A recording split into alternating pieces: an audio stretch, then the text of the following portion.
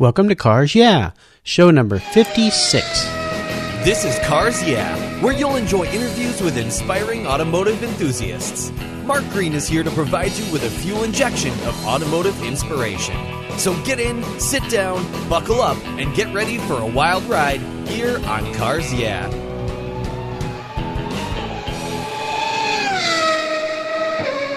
Do you love vintage cars? Then go to carsyeah.com and get a free copy of the fantastic Filler Up book. It's a full-color ebook filled with fuel filler fun, with over 60 color photographs of vintage cars, plus inspirational quotes from some of the most famous automotive enthusiasts of all time. Simply go to carsyeah.com, click on the free book button on the homepage, and download your Filler Up book today. It's free at carsyeah.com. Hello, automotive enthusiasts. Today I'm extremely excited to introduce my special guest, Don Byars. Don, are you buckled up and ready for a fun ride? Yes, I am. All right. It's great to have you here. Don Byars is the owner of Throttle Panteras in Lake Elsinore, California. He started working on Panteras in his dad's driveway way back in 1983. In 1998, he founded Precision Pro-Formance in Brea, California, that provided full-service parts and service. In 2010, he moved to Lake Elsinore, and Throttle Panteras was born. Over the past 30 years, Don has rebuilt and restored hundreds of DeTomaso Panteras, earning a reputation for his unwavering attention to detail and his full-throttle commitment to Pantera perfection. Don's absolute and unequaled knowledge of the DeTomaso Pantera has won his clients many coveted and prestigious awards, including trophies at the Concorso Italiano in Monterey, California. So Don, I've told our listeners a little bit about you.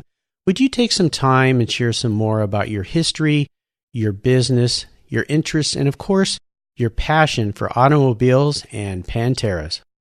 It all started out, I was brought up in Lakewood, and in Lakewood there was a Mercury dealership that was right down the street from us. So, me being graduating in 1972 and the Pantera coming out in 71, I had my driver's license and stuff, and I would see the Panteras going up and down Lakewood Boulevard where we live. And I was very intrigued by them. And then one of the people that was my neighbors was Gary Hall.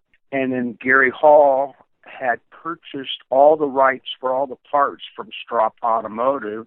And boom, there Gary is the Pantera guy, and he lives the next block over. So seeing Gary and knowing Gary and going to school with his daughters and all that stuff, I got rides in the car. And then within probably 10 to 12 months from then, my brother had purchased a Pantera from Gary in 1972, which my dad was partnered with him on, and that's when the hook was set. From then on, I had a passion for that car. It was just in our family. I was young, driving it at 16 years old. The hook was set. It went on from there. Well, it is so cool that you found a car that you fell in love with, and the guy down the street ends up being the guy with all the cars. How lucky can you get? And I'm guessing you were hanging out at his house, and at first you thought probably because of his daughters, but no, it's because of his cars. That's pretty cool. Exactly. And we would go dirt bike riding. We didn't, my parents were friends with him, so, from us from school and all that stuff. So, Oh, yeah. I was around it all the time. Well, what was it about the Pantera that caught your eye? There's such a unique car with the Italian styling, but the U.S. power plant. What was it that really got you about the Pantera? Well, in the early years, we did a lot of involved in drag racing and stuff like that, and flat bottom boats and cracker boxes. So speed was in the blood through the family. My dad was a fireman, so a lot of the firemen had a really nice products to bring out and stuff like that. So that kind of just got me intrigued on doing the Panteras. And then I've always been a Ford guy. My whole life been a Ford guy. And it was something about the Italian car with the Ford motor, and it was easy to work on. You could look at it and go, wow, I know all about that motor right there. So I think that was the turning point for me. It's just because it was a Ford and American and Italian, and it was everything, loud. And I'll tell you a quick side note. I had a neighbor a few blocks down where I lived. I grew up in Southern California like you did. And this gentleman had a Pantera, but he also had a DeTomaso Mangusta. Correct. You get those two cars side by side, they're like brother and sister in some way, or brother and brother, I don't know, depending on the way you look at a vehicle. But I, too, was always enamored by that car. And then when I discovered that it had a Ford power plant, I was like, what? Oh, my gosh, who came up with this idea? So that's exactly it. Yeah, very special. Yeah, the elegance and beauty of the Italian styling and the performance and the reliability of the American power plant was just fantastic. Right. As we continue on your journey, I like to start with a success quote, a saying that's been instrumental in forming your life and your success. It's a great way to get the inspirational tires turning here on Cars Yeah. So, Don, take the wheel. Good work is never cheap, and cheap work is never good. And I think that's a great quote, and I kind of guess where this is going to go, but could you share with us, how have you incorporated that quote into your business and into your life and your passion for cars? Well, I'm not very good at cutting corners, so that's kind of where it comes from, and people, can't you just do that faster? And I was like, well, you can do it right. You can do it right the first time, or you can do it again and do it right, do it right on the second time. Yeah. I don't want to do it, so. Right. It's easier to do it right the first time and then just be done with it. No stone unturned. Sure. Well, in restoring vehicles, maybe you can share some examples of that, because there's so many opportunities to get things right and so many opportunities to get things wrong. So as you go through the process of restoring a car and say a customer wants you to cut corners or speed it up or hurry it up, what are some of the steps you take in your business and your communication with customers to make sure that it is done right the first time? Well, for one, I'm very hard to push that way. I usually just stick to my guns, and I usually, it goes the way I want it to go. But, I always try to focus on doing the best job, which, might cost more, but after all, my name goes on it. It's on all the cars, and it does reflect on my work. So sure. So. Well, if you focus on what you're doing and do the best job you can, and then here you are today. You're at the top of your field of what you do. There you go. You may have already answered this question, but maybe you can tell us a little bit more in depth a story about that moment in your life. The instigation for your passion for cars really hit you. Tell us that moment when you knew you were a car guy. Well, my dad was a fireman, and then, the firemen's had a lot of interesting hobbies. And I was 5 years old, and one of the firemen had a top fuel dragster. My dad was on the team. His name was Kenny Ellis, and he built dragster bodies and the sheet metal and stuff for dragster, plus had his own dragster. It was a three-wheel dragster, one of the only kind, of its kind. It had one wheel up front, two in the back, and we had counterweights up front and stuff. And we ran at Lions Drag Strip, and we just, it was just we didn't run national events all over the place. We ran at Lions Drag Strip. I was only 5 years old. I was the chrome cleaner, but it was being in the push car, push starting the dragster and all that stuff. It was like, man, and it smelled of nitro and the burnouts and all that stuff. It was game on. 5 years old. 5 years old, and you were in the push. 5 years old, yeah. In the push My car. brother he was 8. Oh my gosh. We were doing motors, cleaning the motors, working on parts. I was polishing chrome and, check the tires and move this and change, get the oil. I was just the little gopher boy. Yeah, 5 years old. Had the nitro running through your veins. That's where the whole car thing got set up, was back then, way, way back. Well, that sounds like a lot of fun. When I was a kid, my dad used to take me up to the drag strips in Orange County, right there off the freeway, that drag strip that's now a bunch of houses. But I remember going to those events and the night lights. And in fact, I saw Evel Knievel jump a bunch of school buses there. And even my dad, growing up, the likes of who my dad hung around. He hung around with Wally Parks, Kenny Park, the turbo guy. I can't even think of his name right now. But he had all these friends, and they were really big into the racing and all that stuff. And he used to run out of down Mirage. He had a 32 coupe. He used to run out there, and kind of car things have been in my life. It's been in my life my whole life. Yeah. Through my dad, through my brother, grandparents, everybody, just cars. That's great. Don, what I want to do now is take a look at some of the roads you've driven down and really crawl under the hood and get our hands a little dirty. Would you share with our listeners a huge challenge or even a great failure that you faced in your business that really pushed you to a breaking point? More importantly, share with us how you overcame that situation and what you learned from it. I worked at other Pantera shops for, off and on, well, continuously, but 2 Pantera shops for 15 years. And it just could never seem to get to do a car the way that I thought the car should be done. And it was always, doing the things the way they wanted to do it. A lot of times I knew it was wrong, but, you were forced to do it. And then finally in 1998, I was going through a divorce, and I was looking for change. I had 3 kids, didn't have much money, and then, that I'm going to change. I'm going to start my own thing. I'm going to do things my way. And then it just kind of evolved from there. Yeah. You're not knowing anything about business or anything like that. Just kind of fumbled my way through it, tried to figure it out. Well, it's a reoccurring theme I've heard from several guests here on Cars Yeah, that they worked places that just weren't doing things the way they thought they should be done. And They decided to go out and start their own business and do it the way they thought was the right way to do it. And it turned out to be successful. And it sounds like you had the same thing happen to you. So kudos to you for taking that daring step during a very traumatic time in your life, going through a divorce and questioning, what am I going to do with my life? And you went out and did it. And that's what Cars Yeah is all about. The entrepreneurial spirit took over, and you just went for it, and you did it. So that's great. Don, let's shift gears here and go to the other end of the spectrum and share a story when you had a real aha moment with your business, a time when you realized that, you know what, I think I'm going to make it. I think this is really going to work. Share with us that story that said to you, I'm there. And tell us the steps you took to turn that moment into a success. Well, that was when I was working for the last person I was working for, and I had a customer approach me, and he knew I was frustrated with where I was at and all that stuff, and he had a painted body, a beautiful painted Group 4 body. I mean, it was gorgeous. And he goes, you go out on your own, and I'll be your first restoration. So that was like, I'm like, here we go. Yeah, I think.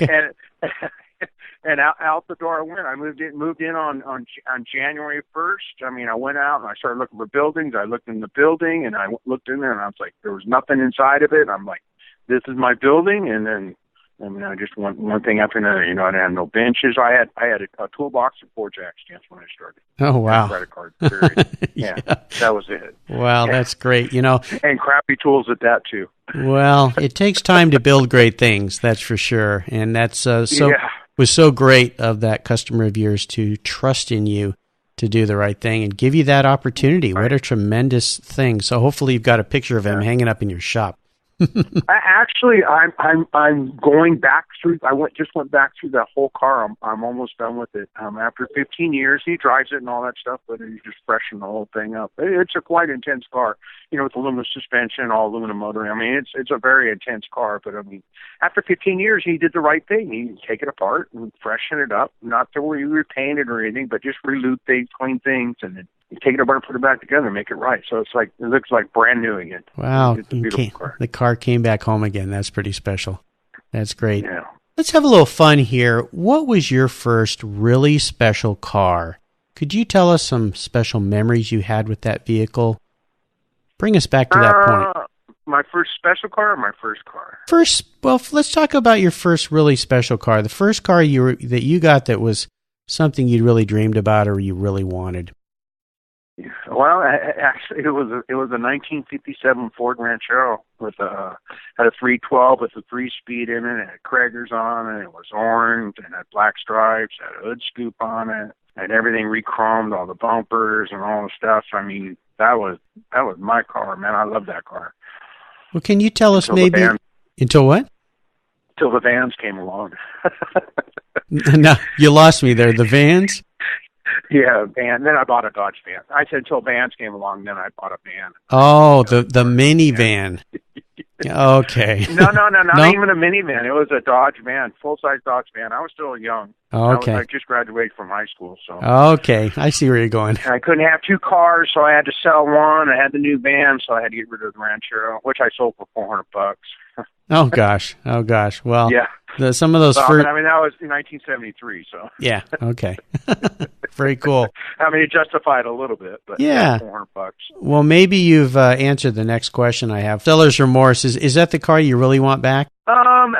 There was I had built a 1935 Ford pickup. It was chop top. I had a Ford in it, unreal. Had a Ford 302 in it with a 5-speed, really nice car, 4-link rear end, Mustang front end. It was yellow. I painted the whole thing, did everything in my garage. I mean, everything. Nobody touched it but me. And then the care and cleaning of the car, I kind of lost my passion for it. The kids and moving on and school and all that stuff, so I kind of sold it for the money. I would take that car back.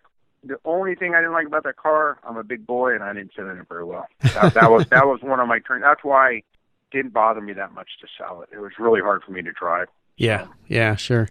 Is there a current project you're working on right now, Don, that really has you excited and fired up? Maybe it's a customer's car you have in the shop or something you're doing for yourself. Yeah, actually, I'm building a Group 4 Pantera right now, which was my Pantera, and I wanted to sell it. I didn't want to do it. I was just doing it to sell it, but I wouldn't sell it unless I got to build it the way I wanted to do it. And it took me a few years to sell it, but I did sell it, and I am doing it just the way I want to do it. So, down to wheels. He can override a little bit on color, but not much. And then interior, the motor, it's pretty much still the whole car the way I would like to do it. And it's not like I'm building an outrageous show car. I like calling them warriors. I like building a car that's 100%. It can drive it to the show and be a show car, but it's got to be a street car.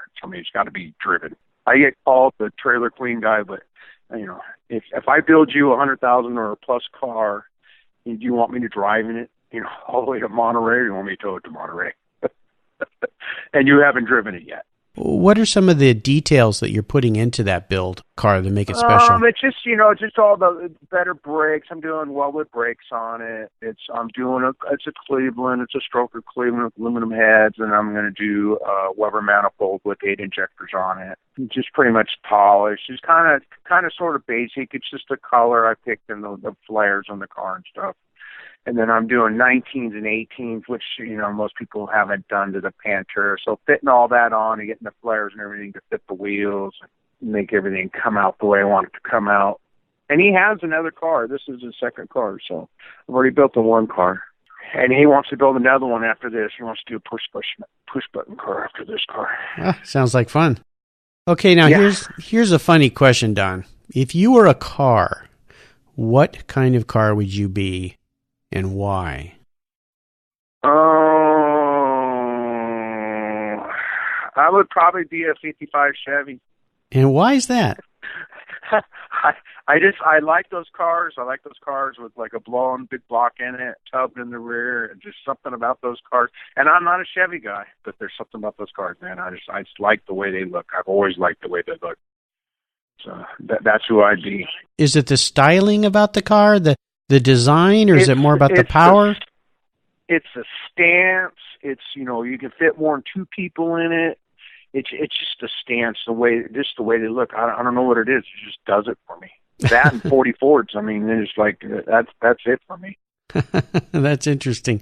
Coming from the world of Panteras to that era car. Well, yet again, I'm a big person. So when I'm riding, each car I do, I drive 100 miles. Mm-hmm. After I finish a car and it's all done, before I give it to you, I'm going to put 100 miles on it personally. And then I come back and I tune and do this and fix that rattle and all that stuff. So pretty much by 100 miles, I've got it pretty well dialed in at that point. Sure. So I drive each one of these cars. I drive them 100 miles. So it's hard for me to stay tuned on a Pantera because I do it for a living. I like doing different things, on the weekend, I to separate myself. Sure, yeah.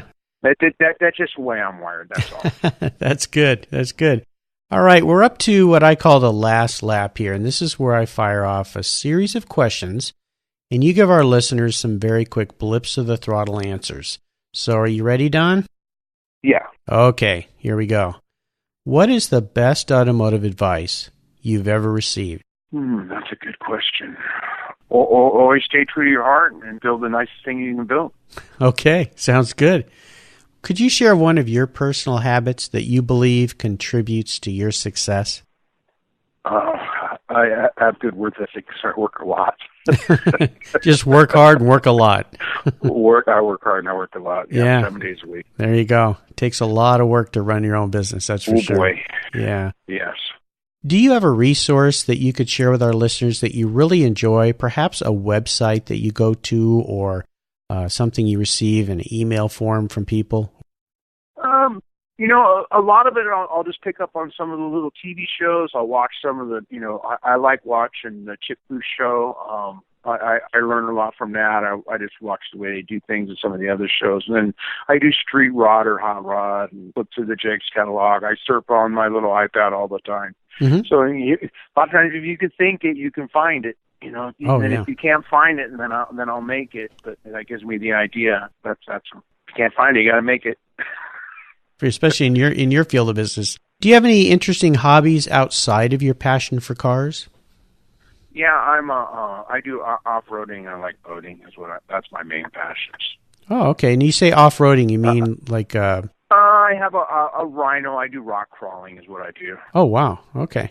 Yeah. Very so cool. it's not huge rock crawling. We just we go out to the desert. I just have a group of friends I hang with, and we go out and we do our little Rhino thing and go up and down the trails and stop and talk and stuff like that. But yeah. I enjoy stuff like that because it's the only way I can really turn myself off. If I'm home, I'm going to go to work. Yeah, exactly. Well, I'll remind all of our listeners that you can find all of the links that we've shared here at carsyeah.com/Don Byars. And Don spells his last name Byars. So, Don, correct. We're up to the checkered flag here, and you know what that means. We're at the end of the race. This last question can be a real doozy for some people. If you could only have one collector car in your garage, and this is something that you can't sell to buy other cars with, and money's no object, I'm going to let you buy anything in the world, what would it be, and why did you choose that vehicle? Mine would be a 427 AC Cobra. Ooh. Original. Yeah. And the only reason being, here's another short story. When I was a little kid, the guy that I bought the van from, he just lived on the next block over, where he had the 427 Cobra, which I could have bought for $9,000, or I could have bought the van for $2,200, and I bought the van. Being a 17-year-old kid, sure, surfer and all that stuff. So. Yeah. Well, but that would have been a good move. But he ran racing fuel and stuff on that thing, and he drove it around a lot. And we would stand on the curb, and that thing would come by, and it would just, my brother and I both, it would just be a drool puddle underneath us. and my brother he did do a Cobra, so he has a Cobra. It's a kick car, but I mean, he does have one. I didn't go that far. That's where the passion came in. And that car, it's always had a spot in my heart, that one car right there. If you could describe to us maybe one or two things about that vehicle that really push your buttons, what would they be? It was the big tires, the nasty motor, and the racing fuel. Yeah, okay, we're back to the power again. I see a trend going on here. Yeah, well, I mean, remember the rule. The rule was back then, if you could tape a $100 bill to the windshield, and as a passenger, if you could pull it off the windshield under acceleration, you could have it. That's huge acceleration. I've been in a lot of really, really fast cars. I've been in a couple cars that you almost can't lean forward. I mean, yeah, those things are amazing. In some sense, and maybe you'll disagree with me here, but to me, the Cobras are a lot like the Panteras in the sense of this real sexy, beautiful lines around the car and this big power plant. Exactly. Both the cars share that sense about them. The Cobra, of course, is different in many ways, but still is that AC body with this big Ford power plant, and the same thing with the cars that you work on. So it sounds like this power trend has been something that's been with you your whole life. Well, Don, you've taken us on a great ride today, and I've really enjoyed your stories. Thank you for sharing your journey with me and the listeners. If you could give us one parting piece of guidance before you drive off into the sunset in that Cobra or that Pantera, and then let our listeners know what's the best way they can learn more about you and your business, and then we'll say goodbye. Have patience, don't cut corners, and Rome wasn't built in a day. It takes time to build a car. That's the biggest thing. Don't get impatient to get your car back. you'll have it back soon enough. That's great advice. And, I think I learned that advice when I was really young, when I was building model cars. Exactly. If you didn't let the glue dry on some of those parts before you went to apply the paint, you ended up with a big mess. I'm going to use that on my next customer. Okay. Yeah, let the glue dry like you had to do on your model car. Yep. Okay. All right. I hope it works for you. And what's the best way for our listeners to learn more about you and your business? Yeah, you can reach me at our website at full-throttlepanteras.com. That's plural, Panteras. Or I'm on Facebook. Friend me on Facebook. All right. Follow what I do on Facebook. That's great. Well, listeners, you can find links to everything we've talked about here today at carsyeah.com/DonByars.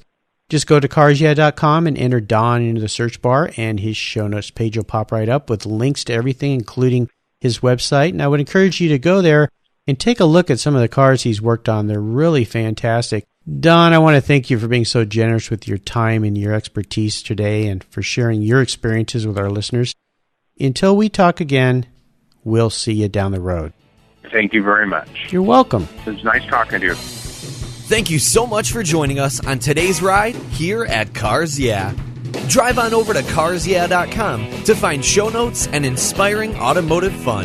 Download your free copy of Filler Up, a fun book filled with gorgeous photographs of fuel filler fun, including quotes from more inspiring automotive enthusiasts. Download your copy today, and we'll see you next time on Cars Yeah.